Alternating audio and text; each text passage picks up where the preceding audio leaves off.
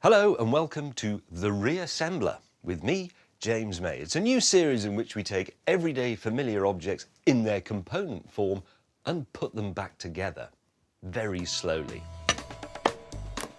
That's not a familiar bit.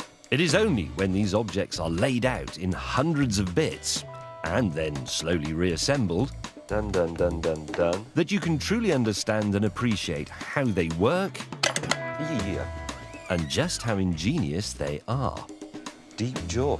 And if painstakingly putting hundreds of pieces back together again wasn't hard enough, fantastic, we've used all the bits. I then have to find out, oh yes, if they'll work. No, it's all come apart.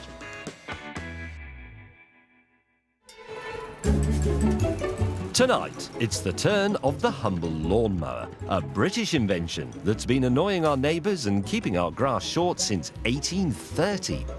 An estimated 20 million of us own them, but how many of us actually know how they work?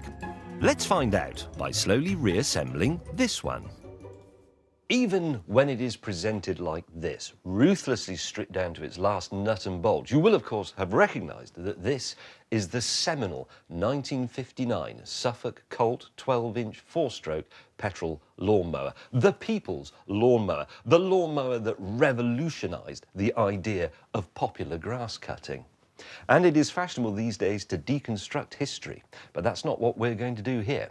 We are going to put history back together again. I have as long as it takes to reassemble this beast from a pile of 331 lawnmower-y type bits. And to help me, I have a 50-year-old owner's manual and some tea. Right, we'll start with the engine because that's what makes this a petrol lawnmower. If it didn't have a petrol engine, it would merely be a lawnmower. The first bits to go into the engine are the valves that control the flow of fuel and exhaust gases in and out of the cylinder.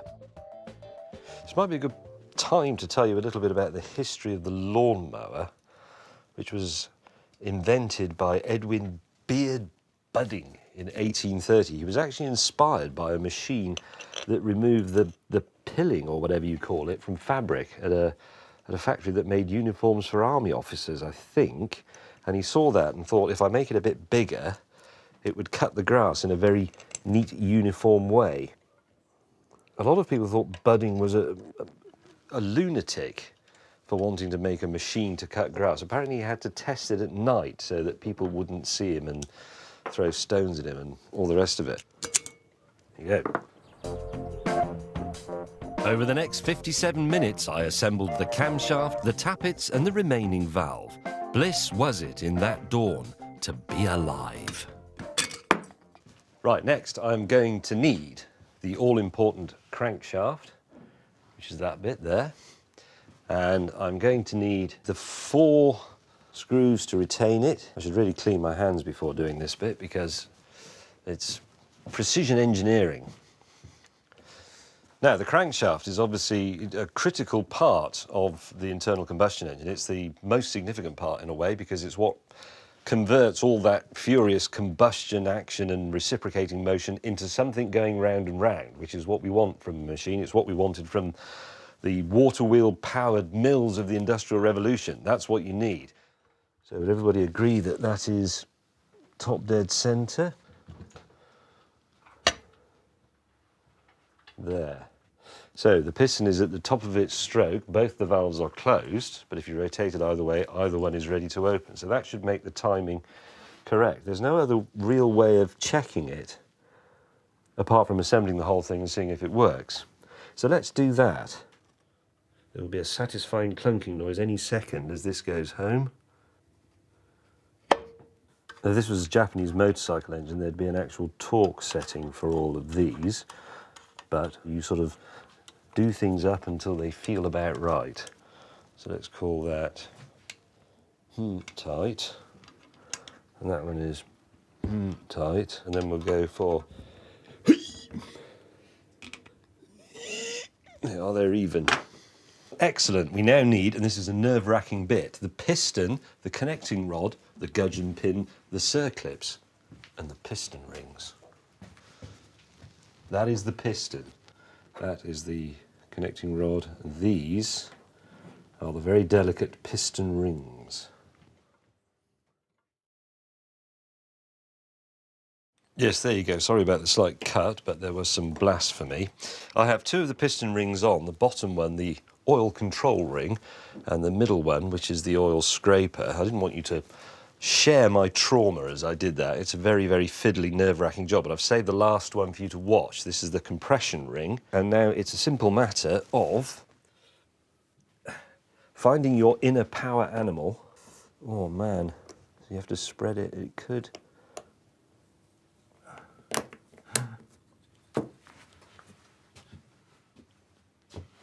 Now, before we put that in, we have to put the con rod on. It's worth remembering that the piston goes up and down inside the cylinder in a straight line, but because the crankshaft is going round and round and has a throw on it, the connecting rod has to do that, has to go from side to side. So obviously it has to pivot at this end, otherwise it would just shatter.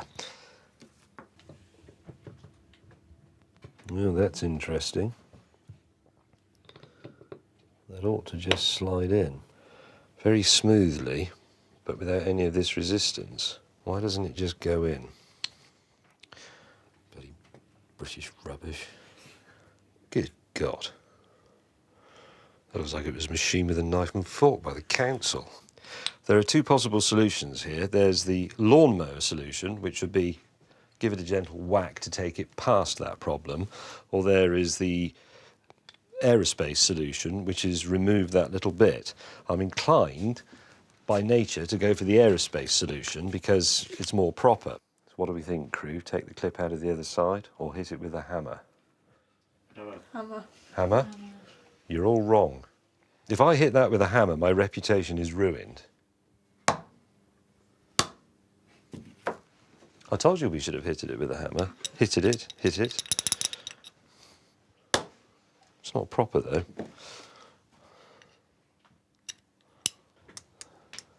The con rod moves freely, that's a good sign. And now the defining component of the piston engine is about to go in. The piston.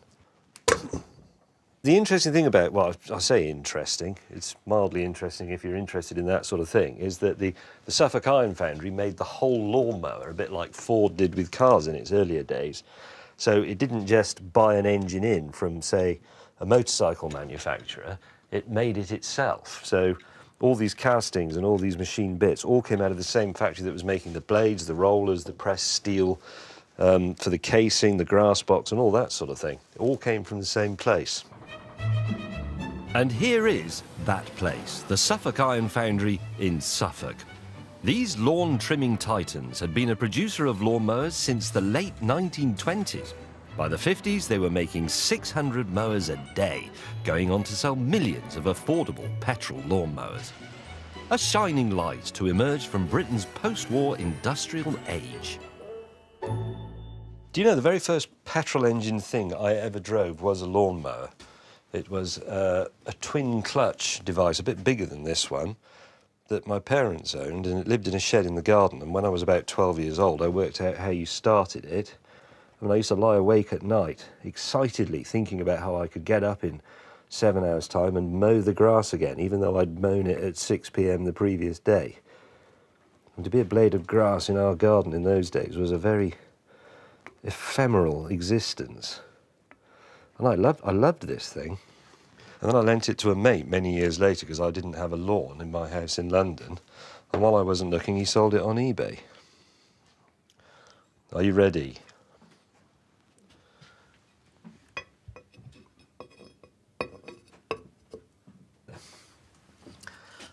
Here's a legitimate use of the hammer.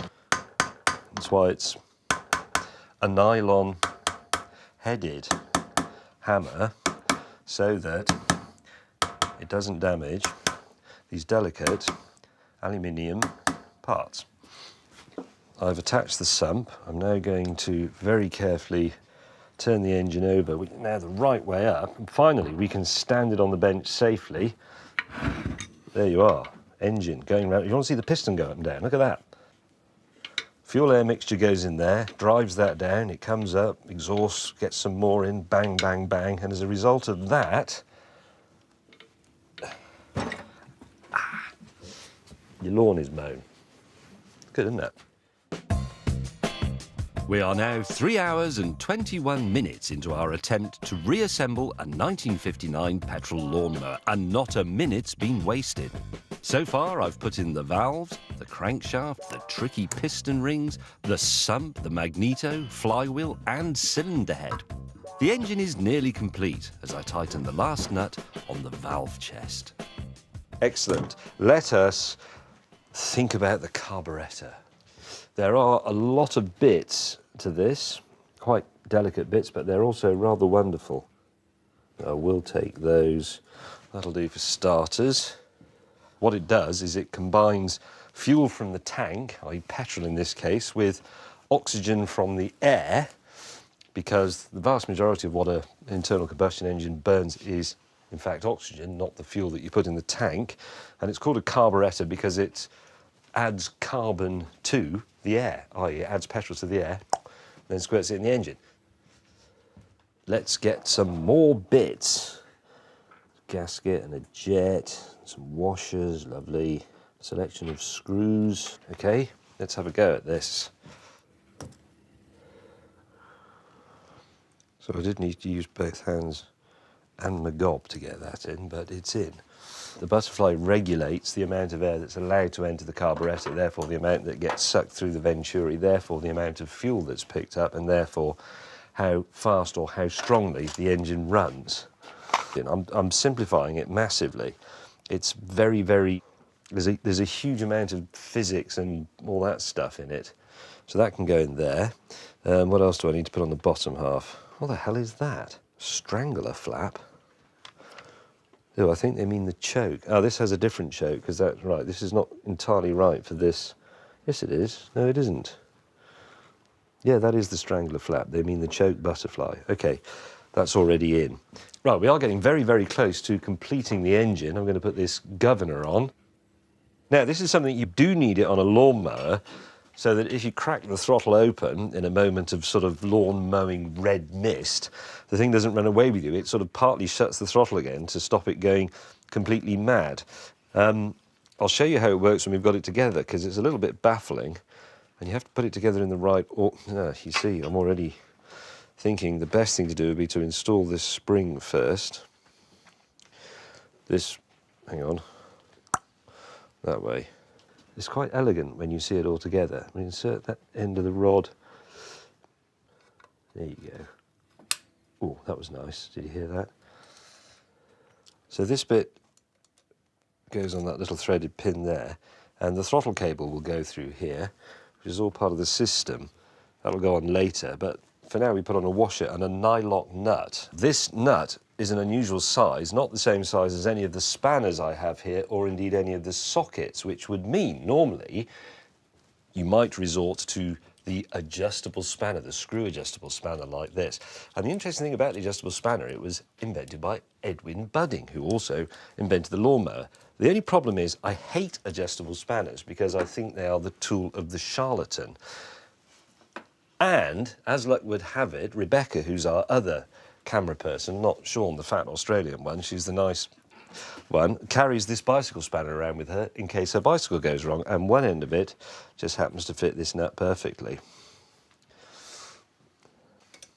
Very clever. Pure mechanics, see? Springs and rods. I love it. There's no denying it, engines are fun, even on lawnmowers. But if you're thinking of using one as your commute to work, be warned, taking one on the road still requires a driving licence. That has to travel 50 yards along the main road. So red tape wins, and Mr. Hester, the groundsman, proves that he is fit to drive this dangerous machine. We have now spent 6 hours and 1 minute reassembling nearly 200 of the 331 pieces that make up our mower. And with the attachment of the carburetor and the governor, the engine is tantalisingly close to completion. Right, I reckon we can put the cowl and the tank and so on onto the engine, which is nice because it will suddenly become a riot of colour. All these bits are red. Okay.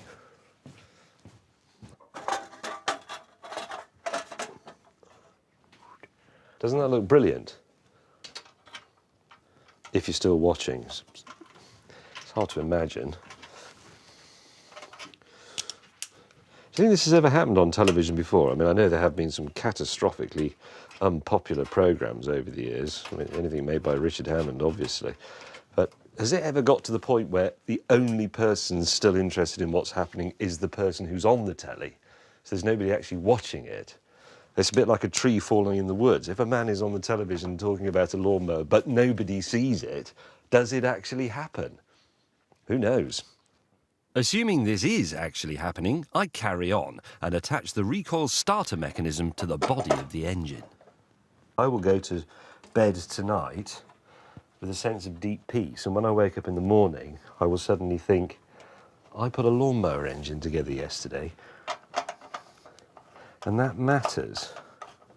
It's a sort of muse. The Greeks didn't have the lawnmower engine, they had Melpomene, but I have that.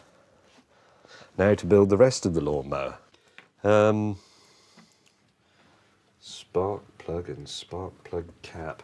Well, the point of the spark plug is to make a spark, which is what ignites the mixture inside the cylinder. It's like it's a miniature bolt of lightning. That's a good way of thinking of it. And that's how you stop it, because that shorts out the core of the spark plug to the earth, i.e. the engine case. I remember the one we had when I was a kid, stopping it like this. I used to do it with my foot normally, and eventually the little rubber bit wore away because it was so old, and I put my finger down and did that, but of course I got an immediate high tension shock from the spark plug straight up my arm, and at the age of 12 or whatever I was, it was the end of the world. Whereas these days, at the age of 53, it would actually kill me. Let's just take a moment quietly to contemplate that.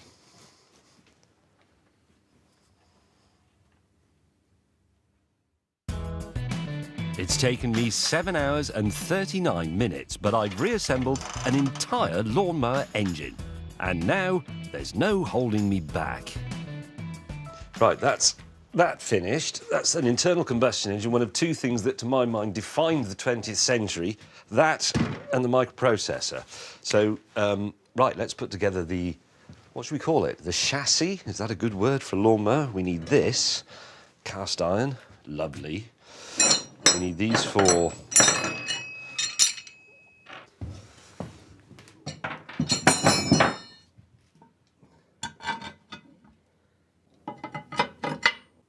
You might think I'm doing this thinking, oh, will he get it right? But this is genuine. I don't know, and it's not clear.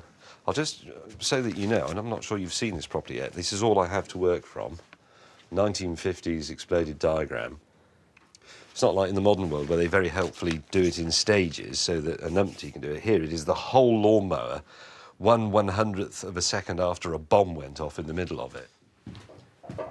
So I will need that bearing block, bearing itself, spring, lovely. This I need. This is a defining moment. At the moment that is some green painted cast iron and steel, but as soon as I do that, you know, do you not? Aha! It's a lawnmower. Oh, I need to put the roller in, don't I? Oh. Sorry, I thought that would be really heavy. This was made of tin.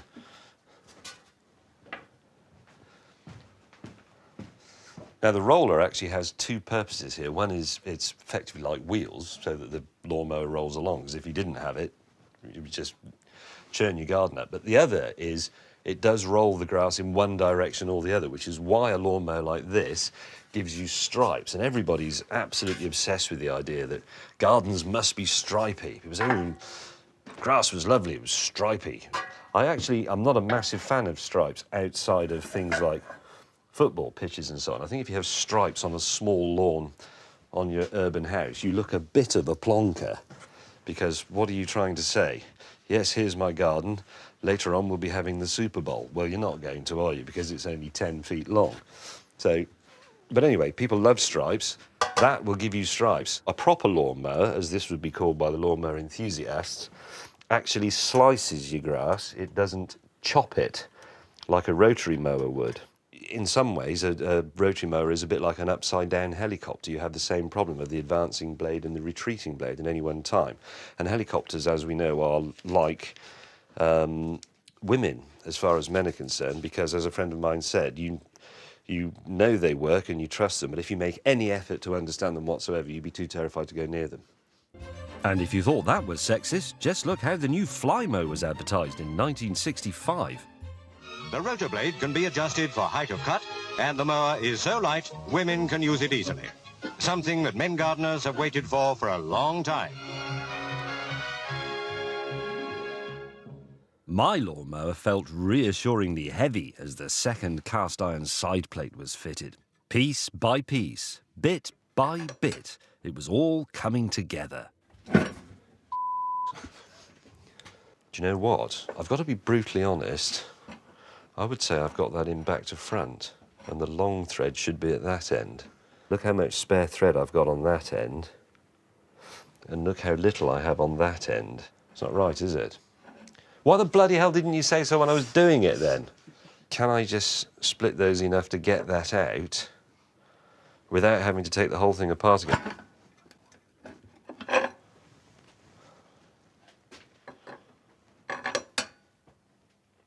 See, the problem gets worse now because there's more thread to get.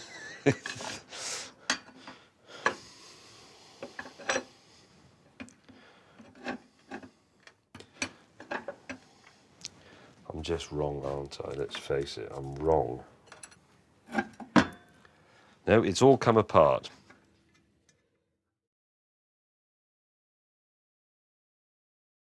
What do you think? And if I turn it to there, we're ready to contemplate this bit, and it has to screw on here, which all sounds simple enough, and is, you can see slots for doing at the screws.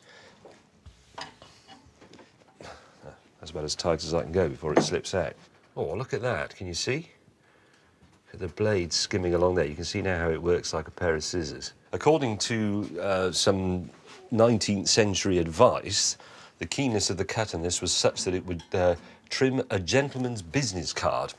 So, if the makers of this thing are to be believed, this being my 19th century gentleman's business card, that will cut that. How brilliant is that? I love the smell of freshly cut paper. It makes me think of spring. It was now 9 hours and 50 minutes since I began reassembling. I've built the engine, added the cowl and fuel tank, attached the blades and the rear roller, and assembled the chassis. Once the chains and sprockets are on, the transmission is complete. We are getting close to mounting the engine on the lawnmower. Let's set it back down on its roller so that we can see it properly. It is quite heavy because it's made of cast iron, obviously, in the 1950s. But you have to remember that this was actually the acceptably convenient size and weight of the lawnmower, because the very first lawnmowers were so massive they needed 2 men from the working classes to haul them along and another man just to steer it, and then later they were hauled by ponies or horses, and horses were given special shoes so that they didn't damage the ground that they were going across, the cricket pitch or whatever. And sometimes they use camels, because camels' hooves have evolved not to sink into the ground, because obviously they normally walk on sand, not on people's expensive lawns. So you could have 2 classes of shoe. I think you could have a first and second class shoe for your horse to spread the load. It was all part of the class war. If you were poor, you could only afford the second class shoe, and your lawn looked a little bit cack as a result. If you were posh, you had the first class shoe, then your lawn looked wonderful to remind the neighbours that you were just a better person. Yeah, look at that. The parts of the centrifugal clutch, stroke, brackets, engine side. Look how this pile of bits has diminished. This is fantastic. This half of the clutch, this is mounted to the engine. As the engine spins, centrifugal or centripetal, if you want to be pedantic, force will force those out against the springs, and then the friction surface there will lock onto the inside of that, and start it spinning. But as the engine slows down, as you throttle back, the springs will take over, move the shoes in again, and then it will be disengaged because it fits in there loosely, you see? When the shoes are retracted, that's free to spin. It's been used on all sorts of things. It's used on very basic mopeds. It's used on lots of things like lawn mowers. What else uses centrifugal clutches? Let me think.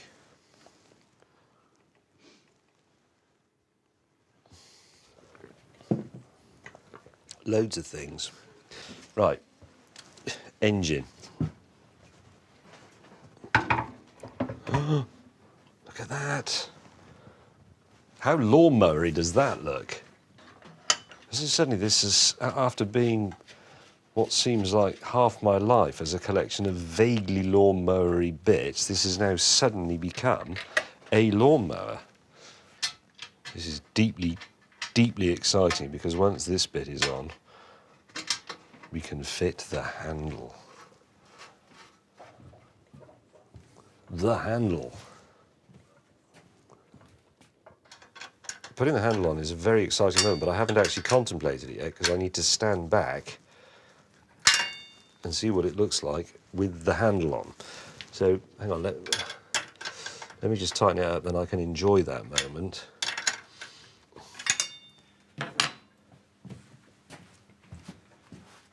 Oh, yeah. The lawnmower is almost complete. As I attach the throttle lever, it's become apparent how 10 hours can fly by when all you have to do is slowly reassemble a Suffolk Colt 1959 12-inch 4-stroke petrol lawnmower from its 331 component parts. But all of this will have been for nothing if it doesn't actually start. There is just one component left. This one. It's the grass box. When this is on, it becomes a complete and utter lawnmower. There. That's perfect. That's fabulous. Let's see if it works. You join us at a very exciting moment outside the workshop where we're about to find out if the freshly reassembled 1959 lawnmower will start. And this is for real. We haven't tested it in secret. There hasn't actually been any petrol in it until now. Let's find out. OK, petrol on. Choke on. Carburetor tickled. Throttle set. You ready? Oh.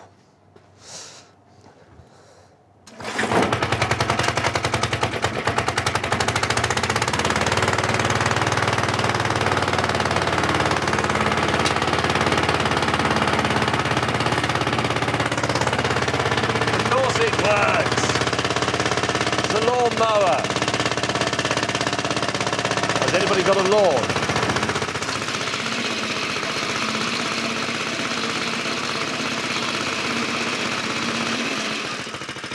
And there's more from the Reassembler at the same time tomorrow. The engineering continues here on BBC4 tonight, though, with some incredible feats in the sky. Getting up close to some decisive weapons next with the P-51 Mustang. And then at 10, we're taking a jumbo jet to pieces, bit by bit, in Engineering Giants. Stay with us.